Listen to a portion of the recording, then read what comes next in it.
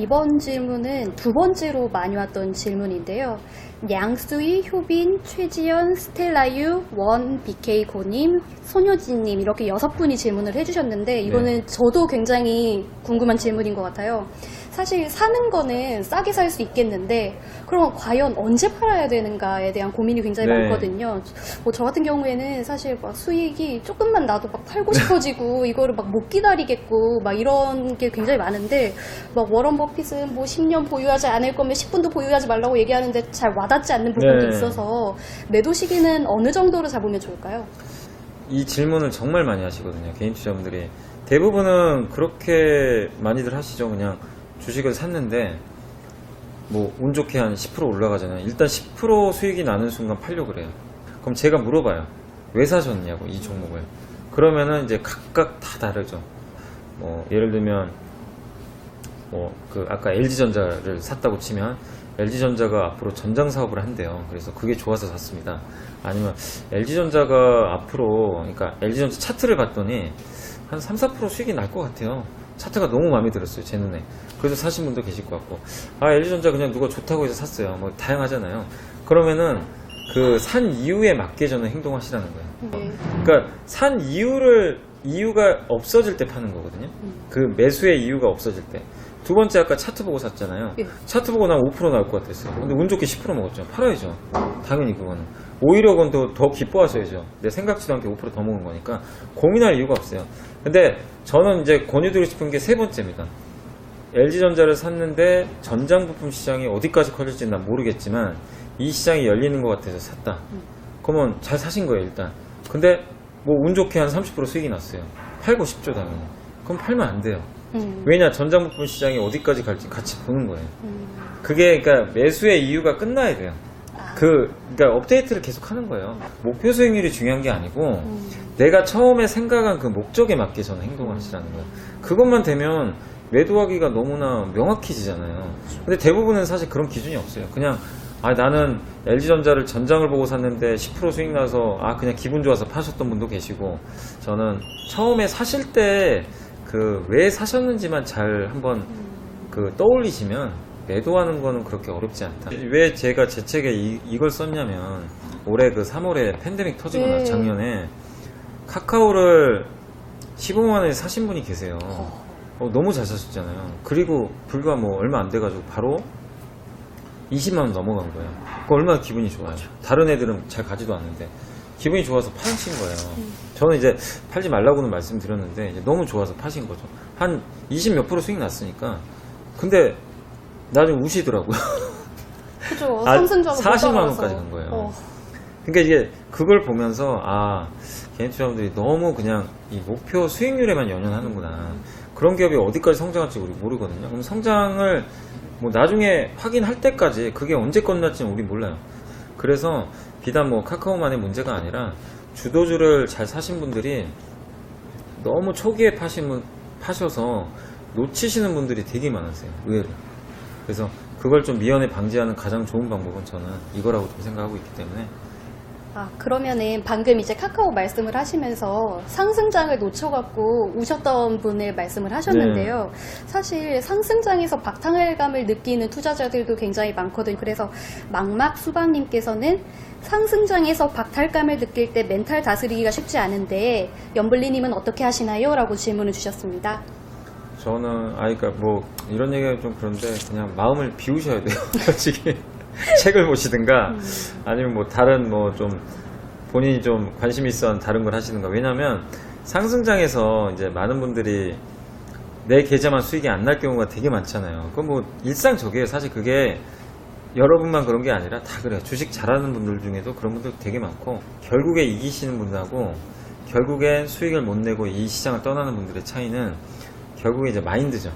마인드. 내가 이 주식을 대하는 마인드인데 대부분의 투자분들은 이게 안 가니까 옆에 거에 자꾸 눈독을 들여요.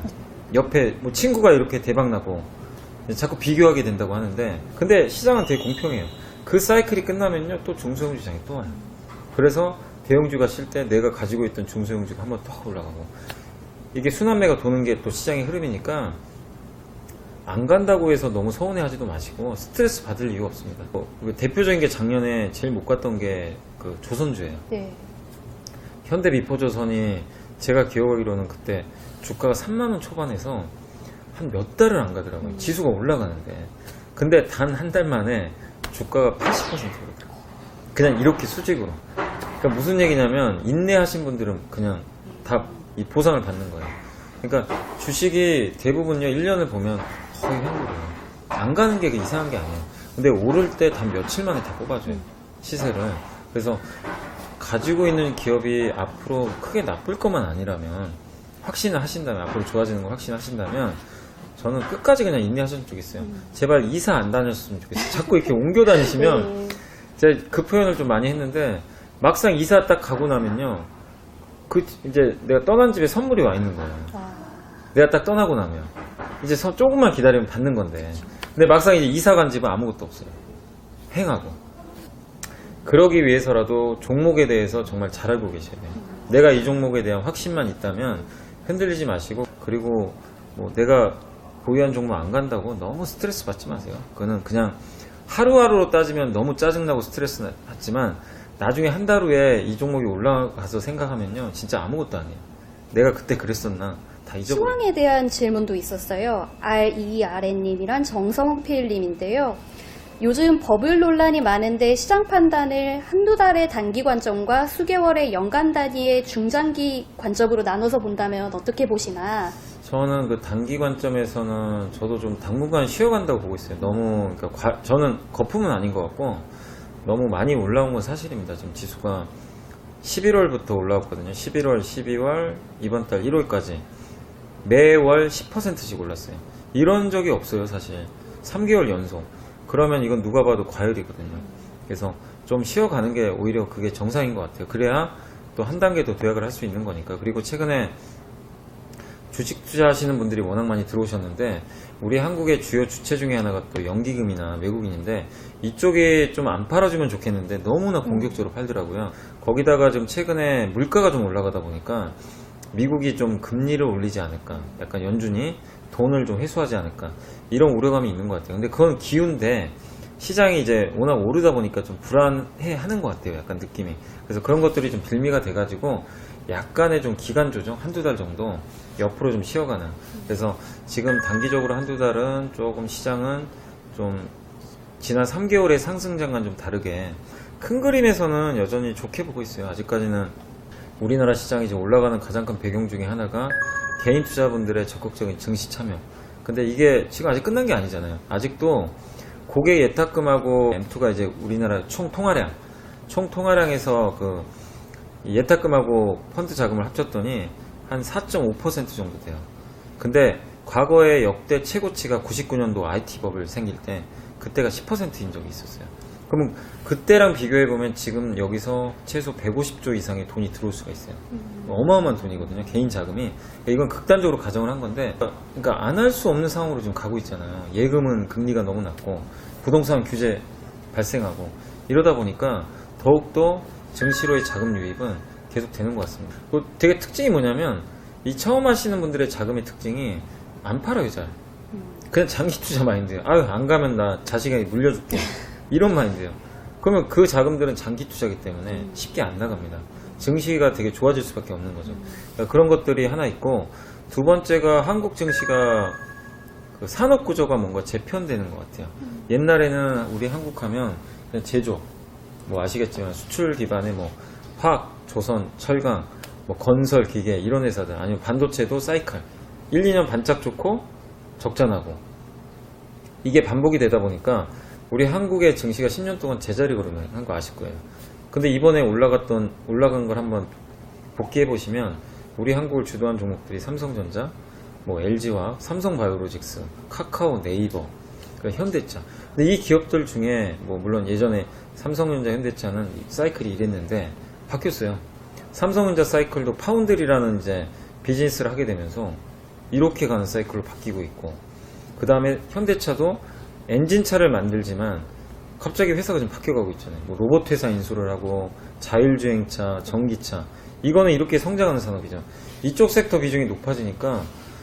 예전에 이런 사이클이 아니라 이렇게 돼버리니까 PER을 10배 주던 걸 20배를 줘버리는 거예요. 이제 그런 식으로 바뀌는 거예요. 이게 나스닥처럼 되는 거죠. 이런 기업들이 점점 늘어나고, 최근에 한국의 대형 지주사들이 현금을 옛날엔 갖고 있었는데 막 투자를 해요. M&A, 막 수소기업에 투자를 하고 우주항공산업에 투자를 하고, 나스닥이 그래서 대접을 받는 거잖아요, 사실. 네. 우리 한국도 약간 나스닥처럼 조금씩이나마 바뀌어가는 것 같아요. 근데 이게 지금 끝난 게 아니잖아요. 아직 우리가 봤을 때는 몇 년 더 가야 되거든요. 그러니까 그렇게 보면 중장기적으로는 이 사이클이 어디까지 갈지 저는 모르기 때문에 갈 때까지는 진짜 가보는 겁니다. 뭐 그게 4천이든 5천이든 사이클만 확인할 때까지는 좀 계속해서 잘 들고 가시면 좀 좋을 것 같습니다. 오늘 코스피 지수가 굉장히 좀 네. 큰 폭으로 내리고 있어요. 2%대로 내리고 있는 걸 확인하고 왔는데, 전진현님께서는 하락장이 오면 어떻게 대응할까? 무조건 존버를 해야 되나? 아니면 조금 하락할 것 같으면 미리 현금화를 해서 돈을 갖고 있는 게 나은가? 어떤 게 좋다고 생각을 하신가요? 근데 하락장이 미리 올 걸 알면 누구나 다 재벌됐어요. 그렇죠. 있을 수 없는 네. 일입니다. 그래서 하락장을 미리 대비하는 방법은 어느 정도 올라간 레벨에서인데 일부 현금화하는 수밖에 사실 방법이 없어요. 어쨌든 이제 근데 많은 분들이 이런 걸 원하세요. 그 끝까지 다 먹고 싶어 하세요. 끝까지 먹고 여기서 팔고 또 네. 내려오면 또 사가지고 여기서 또 먹고. 근데 그거는 진짜 탐욕이에요. 그건 있을 수 없는 일이에요. 그런 생각은 제발 저는 안 하셨으면 좀 하는 바람이고, 다만 그럴 때 하락장을 내가 맞았을 때 판단만 하면 돼요. 내가 가지고 있는 이 종목을 다시 한번 보세요. 그러니까 주가를 보지 말고 그 주가 뒤에 있는 약간의 그 기업의 그 내면이죠. 가치를 보시면 어떻게 해서 보셨냐면, 하락장이 올 땐 뭘 하냐면요. 그분들도요, 그냥 100%로 다 맞아요. 주식 다 100% 들고 있다. 그럼 당연히 손해보죠. 어떻게 커버를 하시냐면, 그 중에서 직전, 이제 장이 안 좋아지기 직전에 제일 좋았던 기업들 있죠. 주도주. 다 갈아탔어요. 주변주를 다 팔아버려요. 애매한 종목들 있죠. 근데 나중에 장이 다시 사이클이 올라가잖아요. 주도주가 월등히 앞서갑니다. 이거는 증명해. 작년 제가 11월, 12월도 그랬어요. 10월까지 급락장이었고, 제일 많이 간 섹터가 2차전지. 예. 2차전지가 고점에서 30% 빠진 다음에 그 바닥 빠진 자리에서 제가 알기로는 지금 거의 2배 갔어요. 엄청난 상승입니다. 그러니까 그때 포트를 재편하신 분들, 만약에 주도주로, 뭐 손해가 아니라 엄청난 이익을 낸 거예요. 그러니까 부자 되신 분들이 그렇게 하시더라고요. 현금을 늘려서 부자 되신 게 아니라, 근데 혹시라도 작년 10월과 같은 급락장이 좀 계속 이어져가지고 모든 종목이 충격을 받으면 한번 주도주가 뭔지 고민하셔가지고 재편하는 기회를 한번 활용하시면 좋을 것 같아요. 이번엔 마지막 질문인데요. 이제 막 주린이가 된 분들이 굉장히 많은데, 이분들에게 꼭 당부할 만한 말씀 한 가지를 한다면 무엇일까요? 라는 질문이었습니다. 최지연님과 모멘트대님. 일단 이제 뭐 제가 드리고 싶은 말씀은 뭐 워낙에 좀 많긴 한데, 뭐 한 가지만 좀 더 말씀드리고 싶은 거는, 요즘에 장이 워낙 좋다 보니까 많은 주린이 분들이 주식은 무조건 올라간다고 생각하세요. 근데 그러시면 안 되고, 주식은 항상 하락도 있다는 걸 꼭 염두에 두셔야 됩니다. 많은 분들이 이렇게 지금 단기로 하락장이 오면 못 견뎌하세요. 왜냐면 너무 올라가는 것만 생각을 하다 보니까, 주가는 이 부동산하고 달라요. 아파트 가격이 이렇게 올라가지만 주가는 올라가는 과정에서 이렇게 가거든요. 변동성이 큰데, 이 변동성 구간에서 내가 무서워해가지고 손절하면 내 재산만 날아가는 거거든요. 그러니까 그러지 마시고, 주가의 속성이 원래 이런 거라는 거 꼭 생각을 하시고, 자연스러운 현상으로 좀 인정을 하시고, 진짜로요, 지금 운 좋게 수익 나도요, 나중에 다 까먹습니다. 네. 이거 못 견뎌가지고. 그래서 성향이 안 맞는 거고, 그런 분들은 그냥 은행에 넣어놓으셔야 돼요. 어쩔 수 없어요. 근데 이런 어떤 파도를 어느 정도 겸허히 받아들이시고 인정하시는 분들은 즐기시면 돼요. 어차피 주식은 위험자산입니다, 여러분. 주식은 절대 여러분의 원금을 지켜주는 자산이 아니고, 내가 이 좋은 회사를 선정해서 이 회사가 성장을 하면 그 열매를 내가 엄청나게 따먹는 거예요. 그게 주식 투자거든요. 그래서 마인드를, 주식은 원래 빠질 수 있다는 거 생각하시고 좀 투자하셨으면 좋겠습니다. 네, 오늘 주토피아 1호 게스트 염승환 부장님 모시고 얘기를 들었는데요. 정말 주린이들에게는 피가 되고 살이 되는 그런 조언이 많았던 것 같습니다. 다음에 주토피아는 또 이제 다른 게스트를 모셔보고 더 좋은 정보를 들고 찾아가겠습니다. 감사합니다. 네, 감사합니다.